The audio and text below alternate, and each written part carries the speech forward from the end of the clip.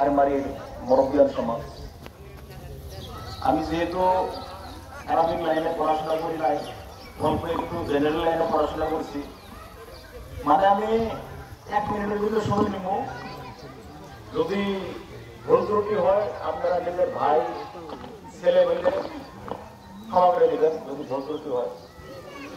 দেখেন, আমি একটা কথাই বলতে চাই, বর্তমান যুগে আমাদের চরাঞ্চলে, বিশেষ করে আমাদের চরাঞ্চলে কিছু পীর আর খলিফায় মানে জিদের উপরে আরম্ভ করে মরিদ বয় করতে হবে। আজকে আমি এখানে একটা কথা বলতে চাই, আমি নিজে 3 জন পীর, ওনারা পীর 20-30,000 মরিদান আছে, বিচার করা লাগছে। যদি ওই রকম ধরনের পীর বা খলিফার বিচার হয়, তাহলে ওই পীর বা খলিফায় হাসরের ময়দানে দয়ার নবীর সঙ্গে কি রকম ভাবে চেঞ্জ করে ওনার মরিদানকে দেশ দিয়ে হবে। আমি আজকে আপনাদেরকে একটা রিকোয়েস্ট করি, এই আপনারা যেহেতু আমরা সুন্নি জামাতের মানুষ, আমাদের বয়াত করতে হবে, এরকম একজন মানুষের কাছে যান, ছেলেমেয়ে দেখেন, তার বংশ পরিচয়, তার বাড়ির ফেসিলিটি, তার আচরণ, শিক্ষাগত অর্হতা, এগুলো দেখে তার হাত ধরেন। দেখেন, যে কোনো বস্তু চেন সিস্টেম না হলে কিন্তু হয় না। আপনি যদি এমএলএ ঘরে যান, তাহলে প্রেসিডেন্ট সঙ্গে নিয়ে যেতে হবে, তাহলে আপনার কাম অতি শীঘ্র হয়ে যাবে। আর যদি আপনি সিঙ্গেল এমএলএ ঘরে যান, এমএলএ কিন্তু আপনাকে চিনবে না। যদি আপনার সঙ্গে প্রেসিডেন্ট থাকে, লগালগ কিন্তু আপনার কাম হয়ে যাবে, আর আপনাকে তখন চিনবে। আমার একটাই রিকোয়েস্ট, দেখেন বর্তমান আমাদের চরাঞ্চলে আমাদের এই অশিক্ষিত মানুষের সুযোগ নিয়ে ব্রেন ওয়াশ করে কিছু খলিফা, ওনারা খলিফা ডিগ্রি পাইছে কিনা সঠিক আমরা জানি না, কিন্তু মানে মুরিদ আর বয়াত ব্যবসা খুলে নিছে, এটা ব্যবসা খুলে নিছে। আপনাদের কাছে দেখেন একটাই রিকোয়েস্ট, আমি একটা উদাহরণ দিলাম, দেখেন চেন ছাড়া কিন্তু কিচ্ছু হয় না, চেন কিন্তু লাগবে। আপনারা এইরকম একজন মানুষের কাছে বয়াত হন, যাতে ওনার চেন আল্লাহ রাসূল, আল্লাহ পর্যন্ত থাকে, ওনার চেন থাকে, তাহলে আপনাকে উনি নিয়ে জান্নাতে নিয়ে যেতে পারবে। আর যদি ওনার চেন আল্লাহ রাসূল পর্যন্ত না থাকে, তাকে কি হবে ওনার কাছে বয়াত হয়ে? আপনি বলেন, কিচ্ছু ফায়দা কিন্তু হবে না, উল্টা পাপ হবে।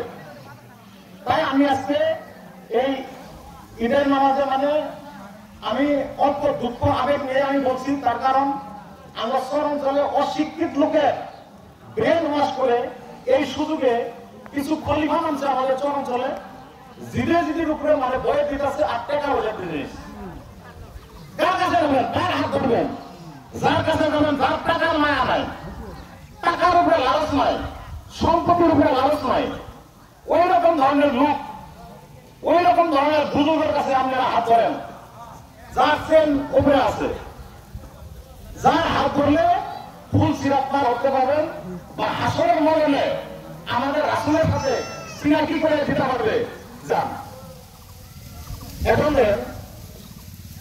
আমাদের যে কিয়ামত হবে, এই হাসরের ময়দান যে হবে, ফিলিস্তিন যে আল আকসা মসজিদ আছে, বর্তমান সিরিয়ার খ্রিস্টানের জন্য আপনারা দোয়া করবেন মনে মনে।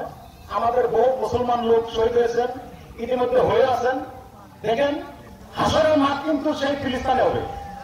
সেই দিন যদি আমাদের পীর যে থাকবে, আমরা যার হাতে বয়াত করব, সেই দিন যদি ওই হাসরের মাঠে আমাদের পীর যদি দয়ার নবীর সঙ্গে যদি কথাই বলতে না পারে, আমাদেরকে যদি দেখায় দিতে না পারে যে এইগুলো আমার ময়দান, তাহলে ওই পীর ধরে আমাদের কি লাভ হবে?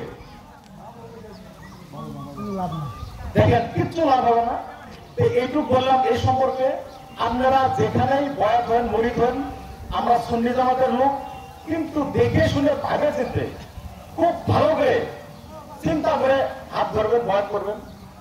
তারপর আরেকটা কথা হলো, আমি এই আরমারি অঞ্চলের মুরব্বিয়ান সমাজকে ধন্যবাদ জানাই, আর লাখো কোটি শুকরিয়া ওনাদের মহান আল্লাহ পাকের তরফ থেকে ওনাদের কপালে মানে আমাদের প্রিয় হুজুর দারুল উলুম ইমামে আজম একাডেমি টাইটেল মাদ্রাসার প্রতিষ্ঠাপক আমাদের প্রিয় হুজুর, ইনি যে আপনাদের এই ঈদগাহ ইমামতি করেন, এটা হলো মহান আল্লাহ পাকের থেকে হুকুম, তার জন্য উনি এই জায়গায় ইমামতি করতে আসেন। আর আপনাদের কিন্তু কপাল, ভাগ্য ভালো, এইরকমই ভাগ্য ভালো।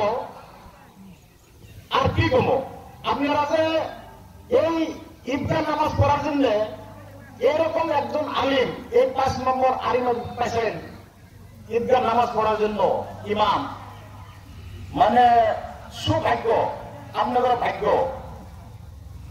এখন নামাজের সময় হয়ে গেছে, আর বেশি বলি না, আরো আসিল কিছু পেতাম, টাইমও অভাব। যদি কিছু ভুল ত্রুটি হয়েছে নিজের বলি মার্জনা করবেন, এইখানে কয়ে আমি সমাপ্ত করলাম। আসসালামু আলাইকুম।